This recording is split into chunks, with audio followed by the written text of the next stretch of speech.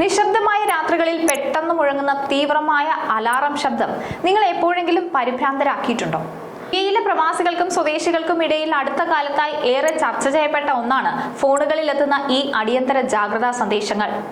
ഒരു നോട്ടിഫിക്കേഷൻ എന്നതിലുപരി ജീവൻ രക്ഷിക്കാനുള്ള ഒരു കവചമായിട്ടാണ് രാജ്യം ഈ സംവിധാനത്തെ ഒരുക്കിയിരിക്കുന്നത്. യുദ്ധസമാനമായ സാഹചര്യങ്ങളിലോ പ്രകൃതിക്ഷോഭ വേളകളിലോ നിമിഷങ്ങൾക്കുള്ളിൽ ലക്ഷക്കണക്കിന് ആളുകളിലേക്ക് കൃത്യമായ വിവരങ്ങൾ എത്തിക്കുന്ന ഈ സാങ്കേതിക വിദ്യയുടെ പിന്നിലെ രഹസ്യം എന്താണ്? ഇതിന്റെ പ്രവർത്തന രീതിയെക്കുറിച്ചും സവിശേഷതകളെക്കുറിച്ചും ഓരോ പ്രവാസിയും അറിഞ്ഞിരിക്കണം. കഴിഞ്ഞ കുറച്ച് ദിവസങ്ങളായി ഫോണുകളിൽ വരുന്ന അലർട്ട് ശബ്ദം പ്രവാസികൾ ശ്രദ്ധിച്ചിട്ടുണ്ടാകും. പാതിരാത്രിയിലോ അതിരാവിലെയോ ഒക്കെ വരുന്ന ഈ സന്ദേശങ്ങൾ പലരെയും പേടിപ്പിക്കാറുണ്ട്. എന്നാൽ ആരും പേടിക്കേണ്ട ആവശ്യമില്ല. കാരണം ഇത് പ്രവാസികളുടെ സുരക്ഷയ്ക്കായിട്ടാണ് ഇങ്ങനൊരു സംവിധാനം രാജ്യം ഒരുക്കിയിരിക്കുന്നത്.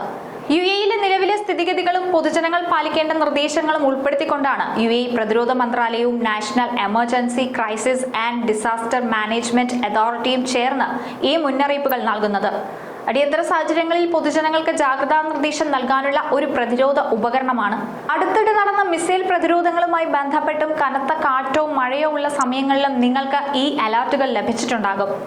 കൂടാതെ രാജ്യത്തിന്റെ ഔദ്യോഗിക സുരക്ഷാ ഏജൻസികൾക്ക് ഒരേ സമയം ലക്ഷക്കണക്കിന് ആളുകളിലേക്ക് കൃത്യമായ വിവരങ്ങൾ എത്തിക്കാൻ ഈ സംവിധാനം വഴി സാധിക്കും. ഈ സംവിധാനത്തിന്റെ ഏറ്റവും വലിയ പ്രത്യേകത എന്നത് ഇത് പ്രവർത്തിക്കുന്നത് നിങ്ങളുടെ ഭൂമിശാസ്ത്രപരമായ സ്ഥാനം അടിസ്ഥാനമാക്കിയാണ്. അതായത് ഒരു അപകടത്തിന്റെ സ്വഭാവം, അതിന്റെ വ്യാപ്തി, അത് ബാധിക്കാൻ സാധ്യതയുള്ള പ്രദേശങ്ങൾ എന്നിവ നോക്കി ആ പ്രശ്നം ബാധിത പ്രദേശങ്ങളിലേക്ക് മാത്രമേ ഈ അലർട്ടുകൾ അയക്കുകയുള്ളൂ. ഈ സംവിധാനത്തിന്റെ ഏറ്റവും വലിയ പ്രത്യേകത എന്നത് ഇത് പ്രവർത്തിക്കുന്നത് നിങ്ങളുടെ ഭൂമിശാസ്ത്രപരമായ സ്ഥാനം അടിസ്ഥാനമാക്കിയാണ്. അതായത് ഒരു അപകടത്തിന്റെ സ്വഭാവം, അതിന്റെ വ്യാപ്തി, അത് ബാധിക്കാൻ സാധ്യതയുള്ള പ്രദേശം എന്നിവ നോക്കി ആ പ്രശ്നം ബാധിത പ്രദേശങ്ങളിലേക്ക് മാത്രമേ ഈ അലർട്ടുകൾ അയക്കുകയുള്ളൂ. ദുബായിൽ ഒരു ശക്തമായ മഴ പെയ്യാൻ സാധ്യതയുണ്ടെങ്കിൽ ആ പ്രദേശത്തിലുള്ളവർക്ക് മാത്രമായിരിക്കും അലർട്ട് ലഭിക്കുക. കൂടാതെ അബുദാബിയിലുള്ളവർക്ക് അത് ലഭിക്കണമെന്നില്ല. മിസൈൽ പ്രതിരോധ പ്രവർത്തനങ്ങളുടെ കാര്യത്തിലും ഇതേ രീതിയാണ് സിസ്റ്റം പാലിക്കുന്നത്. തിരഞ്ഞെടുത്ത പ്രദേശത്തുള്ള എല്ലാ മൊബൈൽ ഉപകരണങ്ങളിലേക്കും സിം കാർഡ് ആരുടേതാണെന്ന് നോക്കാതെ തന്നെ അലർട്ടുകൾ എത്തിയിരിക്കും. ഇതിനിടയിൽ എൻ്റെ സുഹൃത്തിന് അലർട്ട് ലഭിച്ചു, എനിക്ക് ലഭിച്ചില്ല എന്ന് പലരും പരാതിപ്പെടാറുണ്ട്. ഇതിന് പ്രധാനമായും രണ്ട് കാരണങ്ങളാണുള്ളത്. ഒന്ന്, അലർട്ട് നൽകുന്ന സമയത്ത് നിങ്ങൾ ആ മേഖലയ്ക്ക് പുറത്തായിരിക്കാം. അതായത് ഈ സിസ്റ്റം അത്രമേൽ കൃത്യതയോടുകൂടിയാണ് ടാർഗറ്റ് ചെയ്താണ് ഈ അലർട്ടുകൾ അയക്കുന്നത്. അതിനാൽ തന്നെ നിങ്ങൾ പുറത്താണെങ്കിൽ ഈ അലർട്ടുകൾ ലഭിക്കണമെന്നില്ല. രണ്ടാമത്തെ കാരണം, ഫോണിലെ എമർജൻസി അലർട്ട് സെറ്റിംഗ്സ് ഓഫ് ആയിരിക്കും.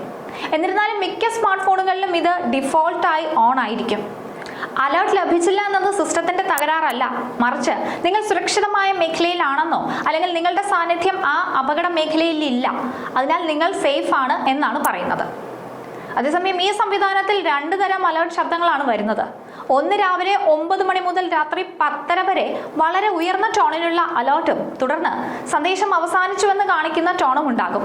എന്നാൽ രാത്രി 10:30 ശേഷമാണെങ്കിൽ ആളുകളുടെ ഉറക്കത്തെയും വിശ്രമത്തെയും മാനിച്ച് വളരെ കുറഞ്ഞ രീതിയിലുള്ള സ്റ്റാൻഡേർഡ് മെസ്സേജ് ടോൺ മാത്രമേ ലഭിക്കുകയുള്ളൂ. അലർട്ട് ലഭിക്കുമ്പോൾ പരിഭ്രാന്തരാകാതെ സന്ദേശത്തിലെ നിർദ്ദേശങ്ങൾ ശ്രദ്ധാപൂർവം വായിക്കുകയാണ് വേണ്ടത്. ഔദ്യോഗിക സ്രോതസ്സുകളിൽ നിന്നുള്ള വിവരങ്ങൾ മാത്രം വിശ്വസിക്കാനും തെറ്റായ വാർത്തകൾ പ്രചരിപ്പിക്കാതിരിക്കാനും ഈ സിസ്റ്റം സഹായിക്കും.